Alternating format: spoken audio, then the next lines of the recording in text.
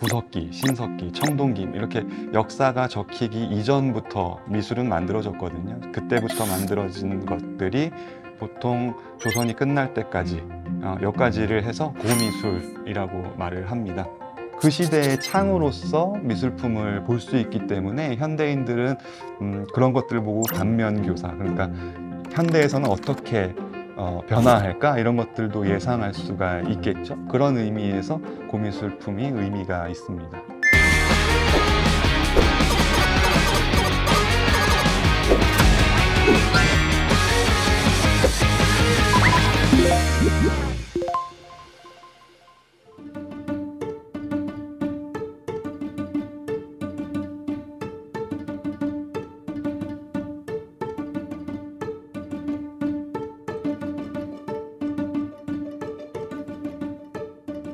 고려시대 나전, 그 다음에 고려시대의 불화, 그리고 청자 이렇게 세 가지를 우리나라 고미술 작품 중에 대표작으로 좀 소개해드리고 싶네요.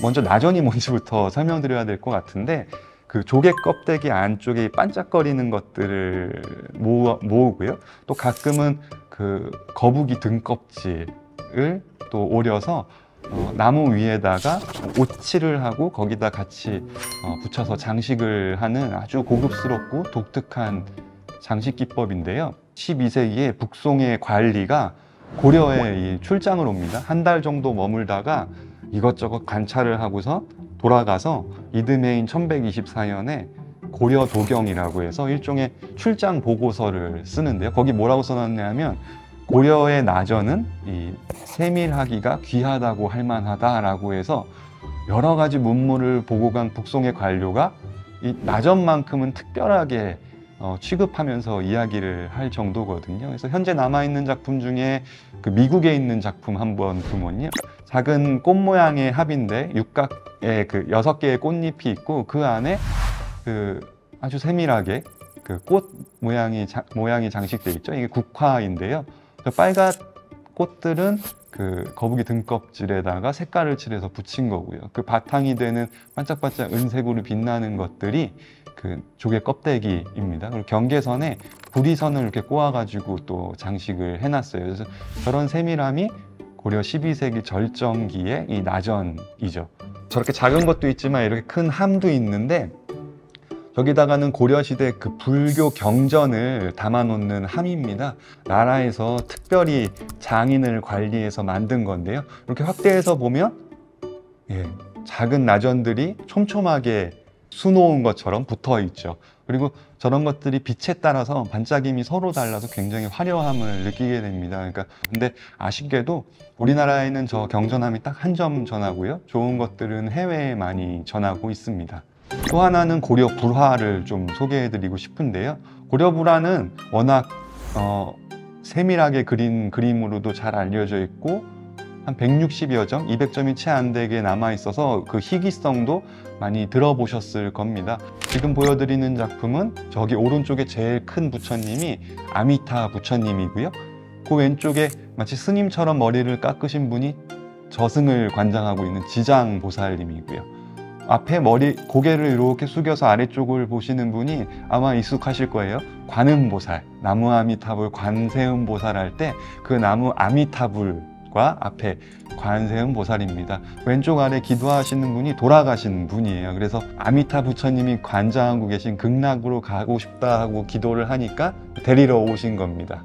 근데 보시면 저 관음보살님 옷 한번 보세요. 얼마나 세밀하게 장식이 되어 있나요? 저게 다 붓질로 비단의 그림을 그린 거거든요. 그리고 뒤쪽에 저 빨간색 그 아미타 부처님 가사에 금으로 동글동글하게 그려져 있는 것도 굉장히 세밀하죠. 얼마나 세밀하냐면 실제 눈앞에서 보더라도 저 세밀한 꽃들이 잘 안 보일 정도로 굉장히 작으면서도 성심성의껏 그려서 고려시대의 불교에 대한 그 신앙심을 느낄 수 있게 하는 작품입니다. 근데 이 섬세함에 모두가 감탄하지만 현재 전하는 것들이 없어서 꼭 소개시켜드리고 싶은 작품이었어요. 역시 고려시대 하면은 청자를 빼놓을 수가 없죠. 고려시대 비색 청자라고 해가지고 그 초록 햇빛이 감도는 은은한 청자들을 말하죠. 이런 청자들은 한번 이렇게 깨보면요, 어떤 모습이냐 하면 흙 속은 저렇게 회색이고 그 위에 은은한 초록색 유약이 붙어 있는 거예요. 그래서 저 초록빛 유약이 투명해서 안쪽 회색 흙까지 같이 건너다 보이는 것이거든요. 그렇게 함께 이루어진 그 비색이라고 하는 신비한 색이 고려시대 당시에도 중국에서 전해져서 중국에서 각지의 천하제일품들을 소개하는 대목에서 고려 비색이 천하제일이다 라고 칭송을 받기도 했습니다.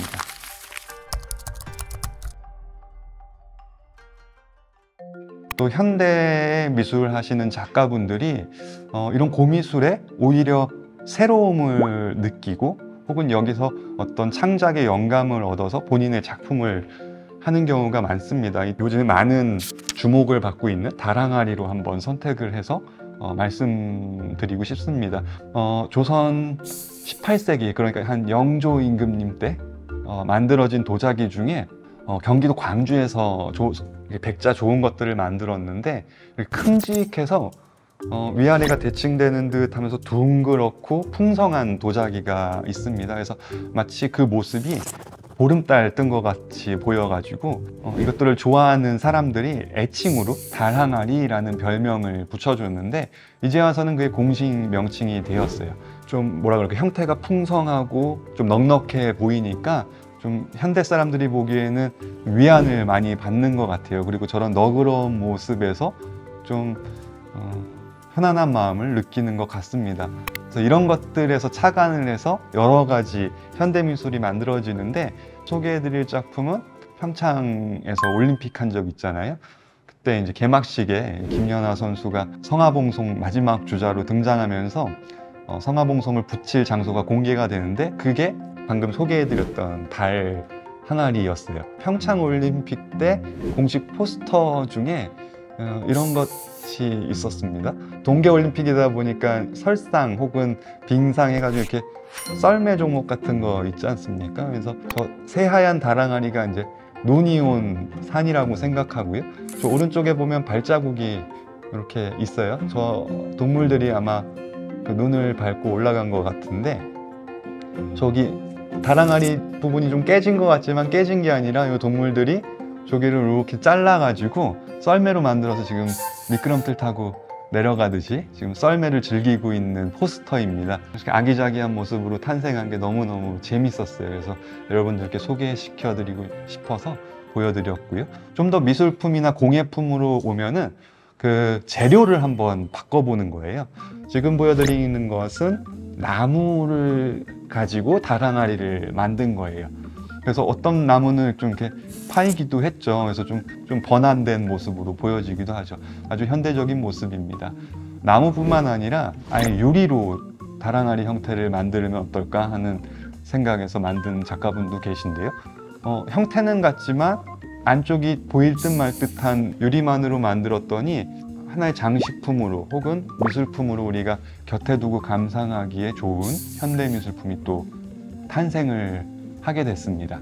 다랑아리라는 형태가 현대미술에 영향을 줘서 또 다른 모습으로 변해가는 아주 재미난 작품이 이렇게 몇 작품 정도 재현되고 있고요. 또 다른 창작을 하시는 여러분에게도 아마 좋은 힌트 혹은 영감이 되지 않을까 이런 생각을 해봅니다.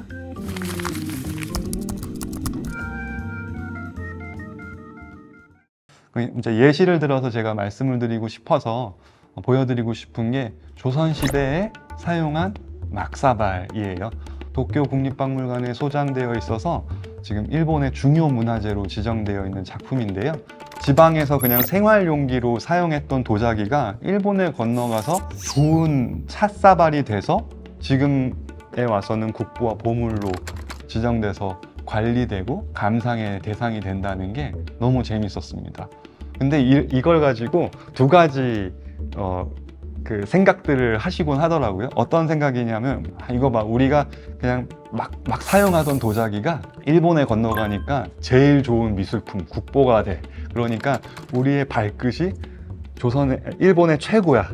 이게 얼마나 우월감을 느낄 수 있는 대목이야 이렇게 생각하시는 분들도 있어요. 또 반대로는 자괴감에 빠져서 일본에서는 이렇게 좋은 거를 발견해서 국보 보물로 지정해서 관리를 하는데 우리는 그 가치를 몰라보고 지방에서 그냥 막사발로 사용했다니까 얼마나 안타깝냐 이렇게 생각하시는 분들도 계세요. 근데 둘 다 잘못된 생각입니다. 우리는 우리의 미감에서 그리고 우리의 상황에서 도자기를 사용했던 것이고요. 일본은 또 우리가 갖지 못한 일본의 미감으로 조선 백자를 대했더니 우리가 발견하지 못한 아름다움을 찾은 것이죠. 그래서 여기서 우리가 교훈을 얻을 수 있는 게 뭐냐 하면 한마디로 축약해서 이 문화라는 거는 결국 그 소비자의 몫이라는 겁니다. 제가 깨달은 것은 바로 그 표현인데요. 조선시대 사람들은 지방에서 만들어서 그냥 일상생활용도로 밥 놓고 국 놓고 그냥 썼던 건데 일본 사람들은 이 도자기를 보더니 우리에게 없는 미감을 찾았어요. 조선시대 사람들은 저런 차를 마시는 문화가 없었거든요. 그렇기 때문에 어떤 우월감이나 아쉬움을 가질 필요가 없고 진짜 문화라는 건 소비자의 몫이구나 이렇게 생각해 보면 어떨까 싶습니다. 이 영상을 보시는 청소년 여러분들은 무언가 창작을 하는 활동을 하고 계시다고 들었는데요. 본인이 하고 싶은 것을 충분히 하는 것도 중요하지만 그것들이 최종적으로 소비자에게는 어떻게 받아들여질까? 내가 만든 결과물을 보는 사람들은 나의 진심이 잘 전달될까를 의식하는 것도 하나의 좋은 작품을 만드는 방법이 아닐까? 저는 이 막사발을 통해서 그런 생각을 해보게 됐습니다.